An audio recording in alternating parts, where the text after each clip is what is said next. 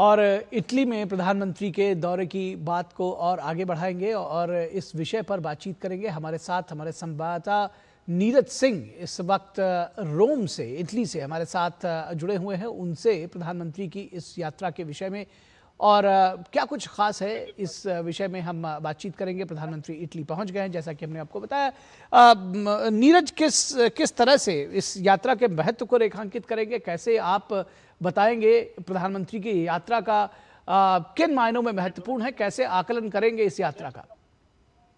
देखिए, ये कई मायनों में महत्वपूर्ण है और आप देखें कि एक ऐतिहासिक यात्रा है। दोनों देशों के जो संबंध है इस समय एकदम ऊंचाइयों पर हैं।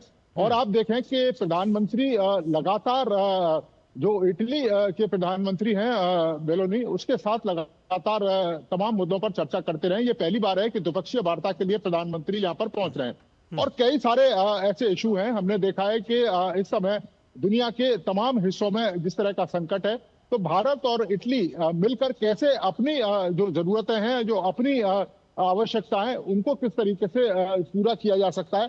इसके साथ साथ आप देखें कि कई सारे क्षेत्र ऐसे हैं जहां पर दोनों देश मिलकर काम कर सकते हैं। चाहे अंतरिक्ष में अनुसंधान की बात करें, हमने देखा है कि जिस तरीके से मुक्त व्यापार समझौता हुआ है, उसमें इटली की जो भूमिका है वो किस तरह की भूमिका रहेगी, उसको लेकर जो बातचीत है वो हो सकती है।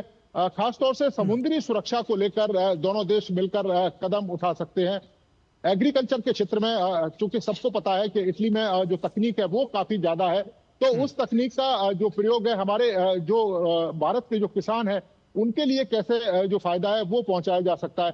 इसके साथ साथ ही एक आप देखें कि भारत और यूरोपियन संघ आर्थिक जो कॉरिडोर है उसको लेकर भी जो बातचीत है वो आगे बढ़ सकती है। तो तमाम सारे पहलू हैं जिन पर दोनों मुल्कों के जो नेता जब साथ में बैठेंगे, द्विपक्षीय वार्ता करेंगे, तो इन तमाम विषयों पर जो चर्चा है वो हो सकती है। चाहे हम निवेश की बात करें, व्यापार की बात करें, आज की डेट में अगर हम देखें 2025 तक भारत और इटली के बीच में जो व्यापार है वो 16 बिलियन अमेरिकी डॉलर से ज्यादा का है। तो उस व्यापार को कैसे आगे लेके जा सकते हैं। इसके साथ साथ ही भारत के अंदर जो निवेश आकर्षित करने के लिए जो तमाम जो प्रयास है वो प्रधानमंत्री की तरफ से किए जाएंगे ताकि उसका जो फायदा है वो भारत के लोगों को मिल सके। तो उस लिहाज से ये यात्रा काफी महत्वपूर्ण है और प्रधानमंत्री इटली पहुंच गए हैं। कुछ समय के बाद ही यहाँ के इटली की प्रधानमंत्री ने उनके लिए एक रात्रि भोज का आयोजन है वो भी किया है उनके सम्मान में। और इसके साथ साथ ही प्रधानमंत्री इटली खासतौर से रोम का एक स्मारक है उसका भी दौरा करने वाले हैं। तो ये बताता है कि भारत और रोम और इटली के बीच में किस तरह का कनेक्शन रहा है। और आप देखें कि रोम से पुराने समय में ही बड़े पैमाने पर जो व्यापारी हैं, कारोबारी हैं, वो भारत जाते रहे हैं और भारत से भी यहाँ पर जो लोग हैं वो आते रहे। एक बात का जिक्र जरूर करूंगा मैं कि यहाँ पर प्याजा नमोना एक चौराया है और जहाँ पर 4 नदियों का एक फाउंटेन है और उस फाउंटेन में दुनिया के अलग अलग महाद्वीपों की नदियों का जिक्र किया गया है और उसमें एक गंगा का भी जिक्र किया गया है, एशिया महाद्वीप की। तो ये बताता है कि भारत और इटली के बीच किस तरह के रिलेशन है। गंगा के महत्व को पूरी दुनिया ने पहचाना है। गंगा किस तरीके से लोगों के जीवन से जुड़ी हुई है और उसका इटली में, खासतौर से रोम में अगर उल्लेख होता है तो ये अपने आप में गर्व की बात है। हमने देखा है कि इटली के लोग बड़ी संख्या में हिंदी भाषा सीख रहे हैं। ये भी एक भारतीय होने के नाते हमको गर्व होता है कि जब हम विदेश में जाते हैं और हमारी भाषा कोई विदेशी बोलता है तो ये अपने आप में गर्व की बात है। तो इस लिहाज से हम देखें तो ये दौरा काफी महत्वपूर्ण है। दोनों देशों के जो नेता हैं उनके बीच में एक स्पेशल बॉन्डिंग भी है और निश्चित तौर पर जब वार्ता होगी तो उसका जो फायदा है वो भी मिलेगा। कुछ समय के बाद प्रधानमंत्री यहाँ पर पहुंचेंगे, होटल पहुंचेंगे और यहाँ पर बड़ी संख्या में जो भारतवंशी जो लोग हैं बेसब्री से प्रधानमंत्री का इंतजार कर रहे हैं। क्योंकि आप देखें कि तो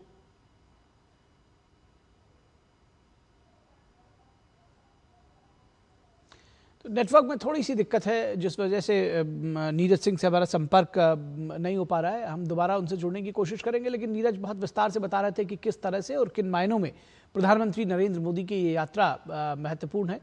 और नीरज एक बार फिर हमारे साथ जुड़े हुए। नीरज, आप बहुत विस्तार से बता रहे थे कि किस तरह से ये यात्रा महत्वपूर्ण है। मेडिटेरेनियन क्षेत्र में भारत का प्रभाव या ये कहा जाए कि रणनीतिक पहुंच किस तरह से आप देखते हैं कि ये भी बहुत महत्वपूर्ण है। ये सारे मैसेजेस जो हैं वो दुनिया भर में जा भी रहे हैं और भारत की स्थिति भी लगातार सुदृढ़ हो रही है इस यात्रा से। कैसे देखते हैं इसको?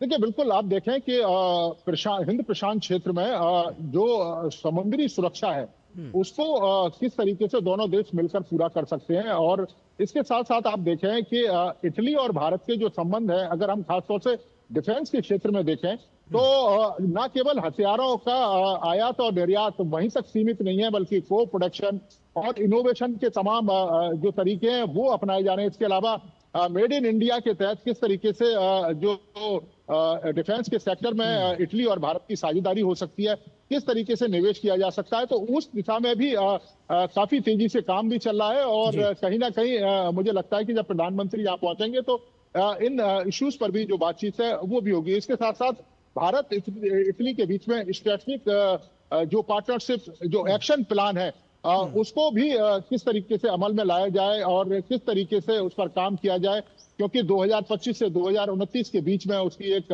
तय सीमा रखी गई है। और उसमें कई सारे जो सेक्टर हैं, जैसे हमने जिक्र किया समुद्री सुरक्षा की बात करें, अंतरिक्ष में अनुसंधान की हम बात करें, इनोवेशंस की बात करें, इसके साथ साथ ही यहाँ पर बड़ी संख्या में भारतीय समुदाय के जो लोग हैं वो यहाँ पर कारोबार भी कर रहे हैं और एजुकेशन के क्षेत्र में भी है, तो उनको और ज्यादा किस तरीके से जो सुविधा है वो दी जा सकती है, उनके तमाम नियम कानूनों को किस तरीके से सरल किया जा सकता है, इसके साथ साथ ही कारोबारी रिश्तों को और गहरा कैसे किया जा सकता है, निवेश में किस तरीके से इटली भारत के अंदर जो अपनी भूमिका है वो निभा सकता है, क्योंकि हमने देखा है कि इटली की कई सारी कंपनियों ने भारत में निवेश कर रखा है, तो उस निवेश को और ज्यादा जो विस्तार है वो किस तरीके से दिया जा सकता है, उस पर जो बातचीत हो सकती है। क्लीन एनर्जी को लेकर भी दोनों मुल्कों के जो नेता अगर बैठेंगे तो उस पर बात होगी कि किस तरीके से हम अपनी क्लीन एनर्जी की जो जरूरत है उसको पूरा कर सकते हैं। तो एक बड़ा व्यापक क्षेत्र है और कई सारे इश्यूज हैं जिन पर दोनों मुल्कों के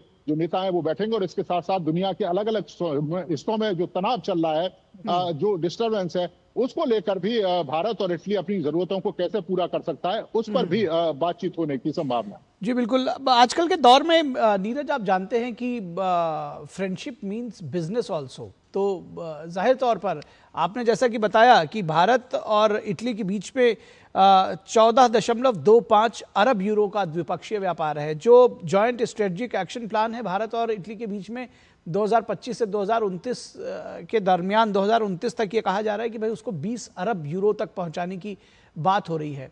कैसे इसको आगे लेकर जाएंगे, क्या एक्शन प्लान है? जब हम स्ट्रेटजिक एक्शन प्लान की बात करते हैं, हमारे दर्शकों को थोड़ा सरल भाषा में समझाइए, बताइए कि ये एक्चुअली है क्या और किस तरह से व्यापार को बढ़ाया जाएगा।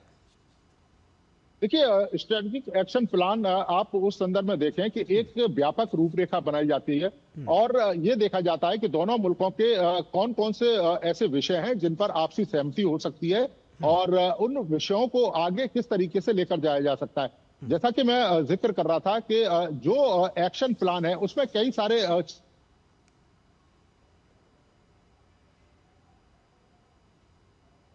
चलिए नीरज